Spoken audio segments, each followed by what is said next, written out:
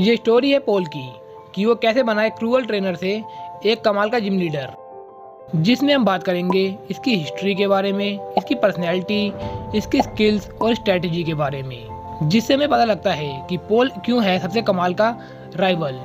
ये इतना कमाल का राइवल है कि एस का ही अपोजिट माना जाता था सिनो रीजन में, और जर्नीस में आने के बाद भी इसने एस को इतनी हेल्प की जिस कारण वो चैंपियन लेवल के पोकेमोन से लड़ पाया, और एस को वर्ल्ड स्ट्रॉन्गेस्ट चैंपियन बनाने में इसका भी बहुत बड़ा हाथ है। तो चलिए देखते हैं इसकी जर्नी को।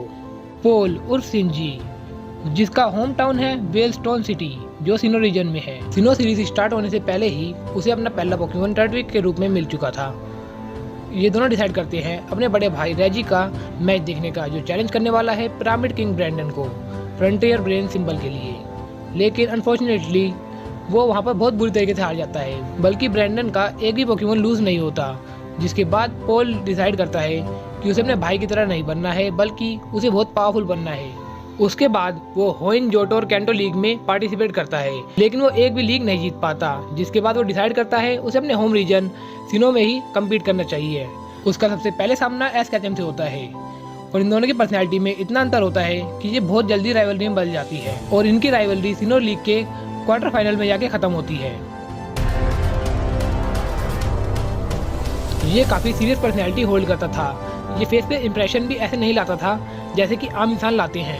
ये काफी सीरियस रहता था। इसे बिल्कुल मजा नहीं आता था नई चीजों को एक्सप्लोर करने में या फिर कुछ नया जानने में। ये सिर्फ बैटल जीतना चाहता था और अपने पोकेमोन को स्ट्रॉन्ग बनाना चाहता था। ये स्टार्टिंग से ही काफी कठोर रहा है, खासकर बैटल के टाइम पे। ये सिर्फ पावरफुल पोकेमोन को पकड़ता था और उन्हें भी टूल की तरह इस्तेमाल करता था। ये सख्त नफरत थी वीक पोकेमोन से। ये उन सभी पोकेमोन को छोड़ देता है जो इसकी एक्सपेक्टेशन पे नहीं उतर पाते या फिर उन्हें पावरफुल मूव नहीं आते। उन सभी पोकेमोन को ये छोड़ देता या फिर किसी ट्रेनर को दे देता।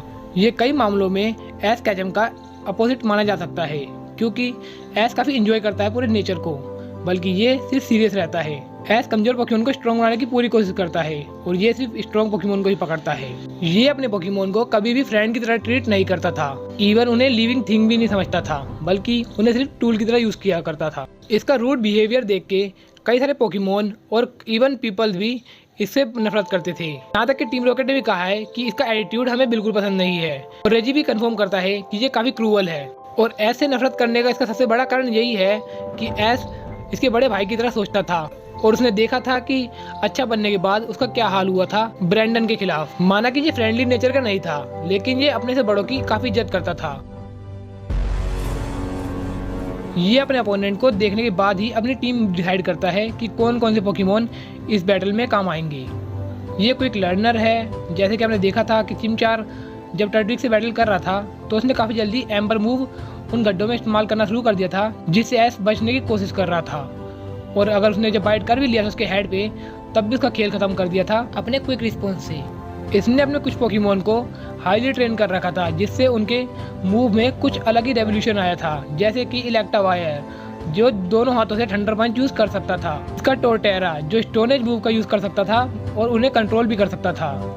मैग्माटार, जो रॉक टूम मूव को डिफेंस की तरह भी यूज कर सकता था। ये नेचर का यूज भी काफी अच्छे से करता है, जिस कारण से इलेक्टावायर से ग्राउंड टाइप ग्लाइसगोर को हराया है और ड्रैगनाइट को विंड की हेल्प से डिफीट किया है। इसने एक बार में ही काउंटर शील्ड मूव को समझ लिया और इसका यूज भी करके दिखाया लीग के अंदर। अब बात करते हैं इसकी स्ट्रेटेजीज की।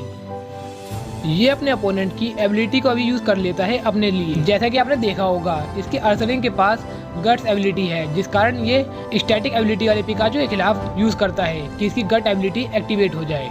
जब एलिकेड और पिकाचू की बैटल होती है तो उसमें पहले पिकाचू को मूव मारने देता है, क्योंकि उसे पता है कि इसका एलिकेड चार्ज हो जाएगा उसके अटैक से, जिसके बाद ये हाईली डैमेज दे सकता है। सिंथिया के खिलाफ जब उसका गार्चोम ने गीगा इम्पैक्ट यूज किया था, उसके बाद इसने अपने टोरटेरा को निकाला था गीगा ड्रेन के लिए, क्योंकि उस टाइम तक सबसे पावरफुल पोकेमोन यही बचा था। इलेक्टावायर यहाँ पर काम नहीं आता, जिस कारण ये पोकेमोन बेस्ट रहा इस बैटल में। लेकिन अनफॉर्चुनेटली ये उसे नहीं हरा पाया, क्योंकि वो चैंपियन का गार्चोम था। और गीगा इम्पैक्ट की वीकनेस ही यही है कि अब वो कुछ टाइम के लिए हिल नहीं सकता, जिसका इसने बहुत फायदा उठाया।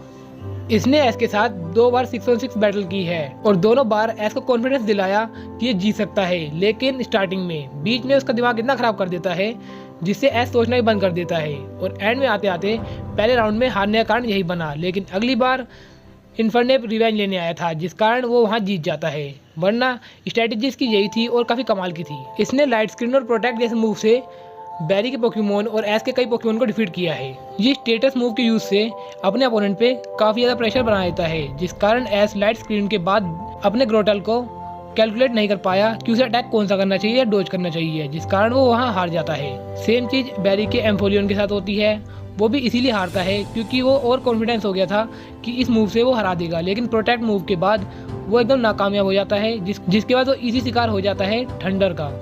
इसे पता था कि इस बार एस के पर प्रेशर नहीं बन पाएगा उसके किसी भी पोकेमोन से, इसलिए अपने भाई का ड्रैपियन लेके आता है और उसके टॉक्सिक स्पाइक से पूरी टीम पे ही प्रेशर बना के रखता है। और सच में इस पोकेमोन ने एस की आधी टीम को डिफीट किया, यानी कि स्टारैप्टर, टोरटेरा और बुइजिल, ये तीनों ही पोकेमोन इस पोकेमोन से हार जाते हैं। तो इस बैटल को हारने के बाद पोल समझ जाता है कि पर्सनैलिटी मैटर नहीं करती है, आपकी ट्रेनिंग और हार्डवर्क ही बताता है कि आप कितने पावरफुल हो सकते हो। जिसके बाद वो पहली बार अप्रिशिएट करता है अपने पोकेमोन इलेक्ट्रोवायर को कि उसने जो भी किया बेस्ट किया।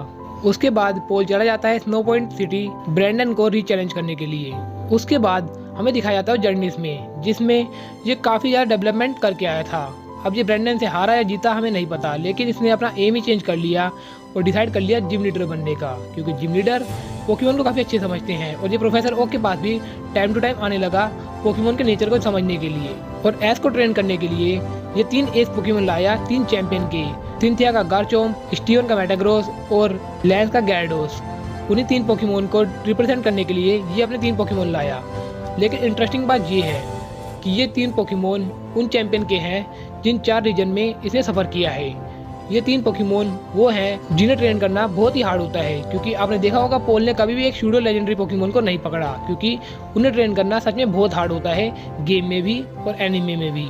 लेकिन इस टाइम तक उसने इन तीनों पोकेमोन को ट्रेन किया। और सबसे ज़्यादा मुश्किल होती है गैराडोस को ट्रेन करने में, क्योंकि मैजिक आप यूजलेस होते हैं, लेकिन उसको भी उसने इतना ट्रेन किया कि उसे गैराडोस बनाया और गैराडोस को भी पावरफुल बनाया। तो सच में यार ये पोकेमोन को टूल की तरह नहीं देखता है, उनको इमोशनली देखता है और उन्हें ट्रेन भी करता है, उनका नेचर भी समझता है, जिस कारण वो इतना कमाल का ट्रेनर बन पाया और एस को स्ट्रॉन्गेस्ट बनाने में इसने काफ़ी हेल्प की। तो हाँ यार, ये स्टोरी थी पोल की, जो कैसे बना एक क्रूअल ट्रेनर से एक हेल्पफुल ट्रेनर, जो टूल की जगह अब उन्हें लिविंग बीइंग समझने लगा, उन्हें दोस्त समझने लगा, और अब उसके लिए हर एक पोकेमोन एक समान हो गया, बिल्कुल एस कैचम की तरह। तो नेक्स्ट जर्नी आप किसकी देखना चाहते हैं आप कमेंट करके बताना। अगर उस कमेंट पे ज़्यादा लाइक आते हैं तो मैं उसकी जर्नी को भी ऐसे बना दूंगा। तो हाँ यार, आज के लिए वीडियो में बस इतना ही। होप करता हूँ आपको वीडियो इंटरेस्टिंग लगी हो। अगर वीडियो इंटरेस्टिंग लगी है तो इस वीडियो को लाइक कमेंट करके अपने दोस्तों का शेयर कर सकते हैं।